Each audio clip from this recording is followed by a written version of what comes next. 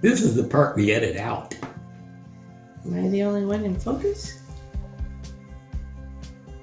How do you turn this thing on?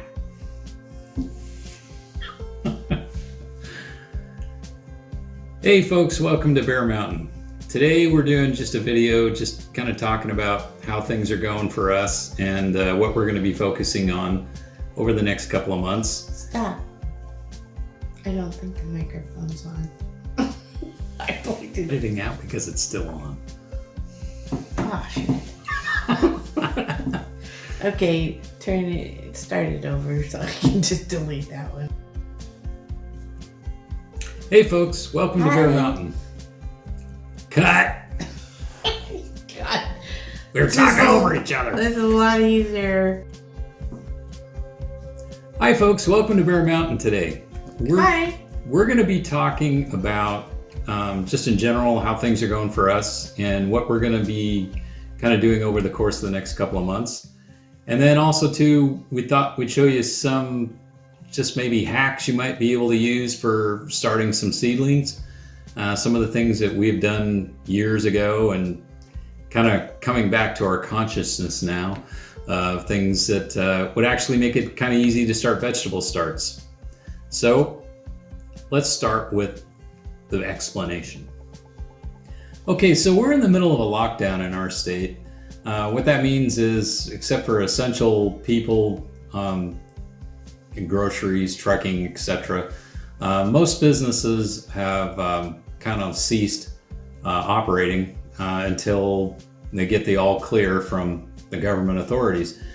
What that's meant for us is we're also kind of in a extra risk group, being our age, and not going to go into super details on this, but we have some health issues that would put us at risk. So we're having to sequester ourselves away maybe a little more than, say, an average younger person.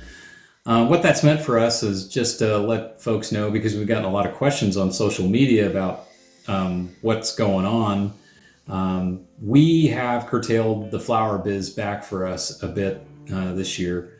And so we're shipping only to one customer whose her employee basically comes by because she lives out in our area, and they pick it up at the farm gate. But basically where we're at is we're pretty much sequestered, in a sense, away from the general population until things kind of settle down. I'm at 1 month.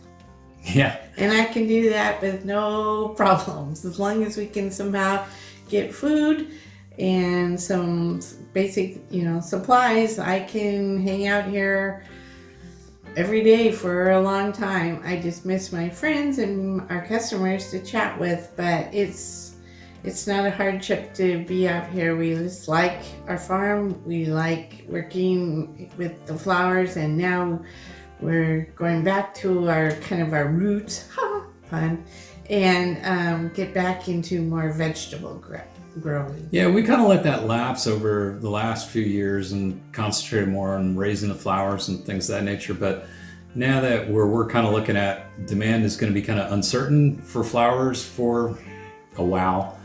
We're kind of looking at that. Definitely May and June are probably not going to be that big of a demand on things. So we're just going to kind of plant towards the idea that maybe things get better towards later summer and into fall from a flower standpoint. So more of the late summer, fall type stuff, we'll still be working on that. But as our spring stuff kind of unwinds, there's going to be kind of a period of time where we're not going to be doing a terribly lot of planting that we would have done to kind of bridge that period of time from late May into early August. So that one we kind of scaled back on. So in the meantime, what we're going to be doing with our time, like Denise was saying, is we're going to be putting in more vegetables. We did a few videos last year about, reestablishing our vegetable garden. So luckily we did a lot of that cleanup work last year. So we're going to be able to utilize that space, hopefully pretty effective.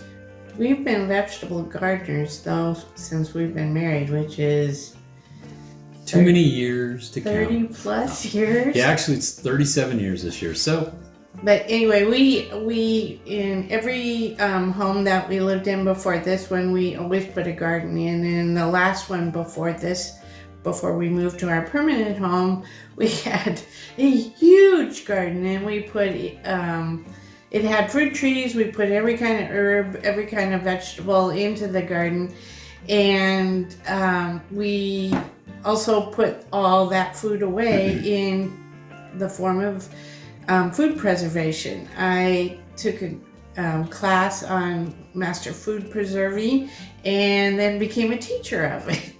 And so at one point we had 400 jars of goodies. And one year you entered into the state fair and got the best strawberry jam in the state.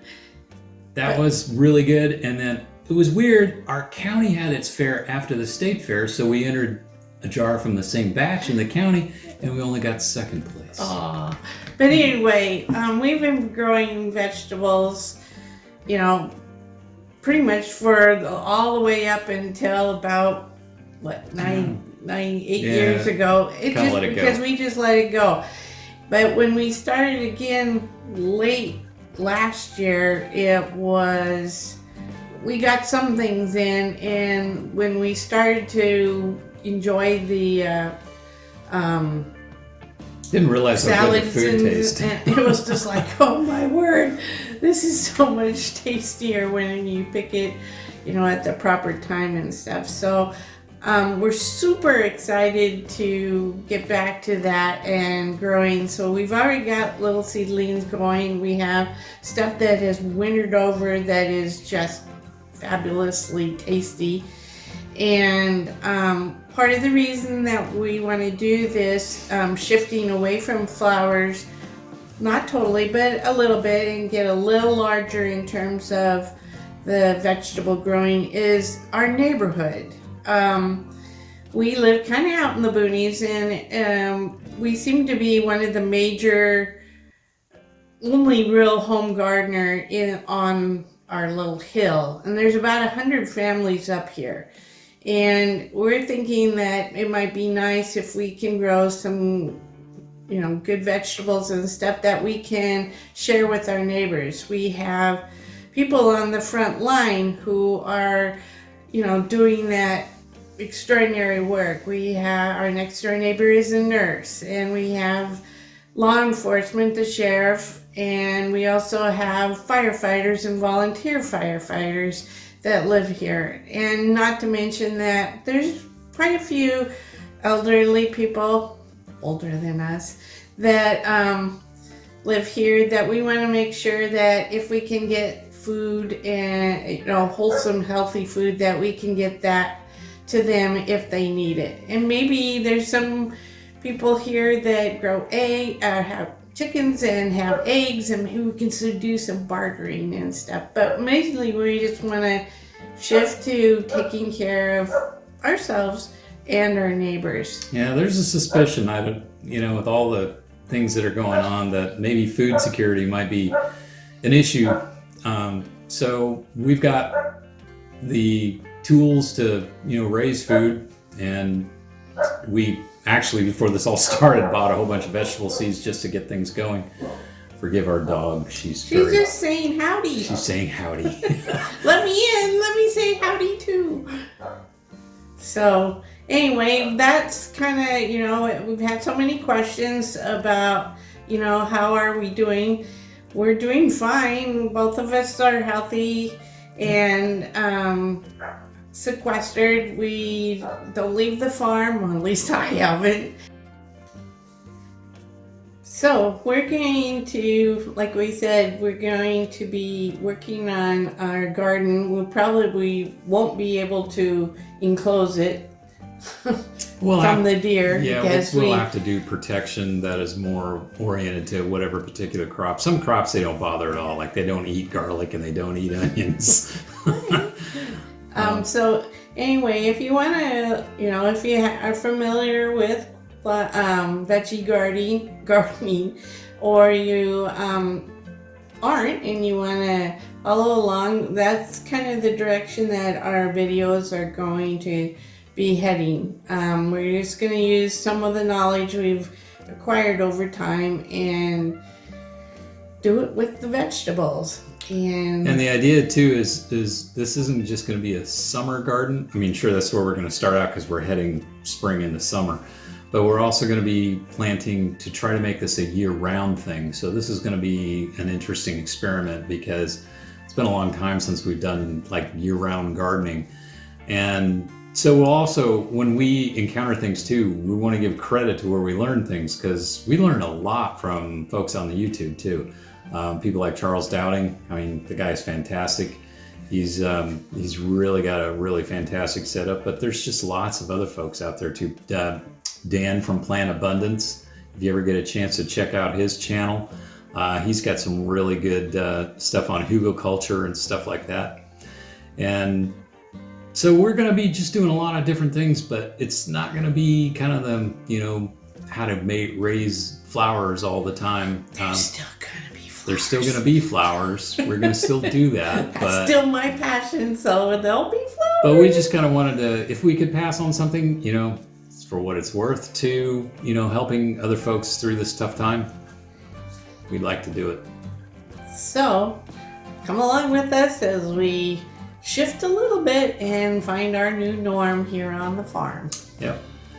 So thanks for watching today, and we'll be doing, I think, our next video. I talked about this earlier. I was thinking that maybe you'd tack it onto this one, but maybe we'll just do this on a next video, is how we do our starts. Kind of go through some hacks that can be done if you don't have necessarily all the right parts, and kind of things that will help you work out. Also too, be sure to check out our worm bin videos, because that will be an excellent way of getting cheap fertility for you for starting plants. So just kind of a tip for, you know, little nugget for starting out. There's lots of other good sources out on the internet too for raising worms, so we'll put some links in there and the show description about that too. So, what do you think? I think Gotta get busy? we got to get busy, and we're going to say goodbye Goodbye. and have a good day.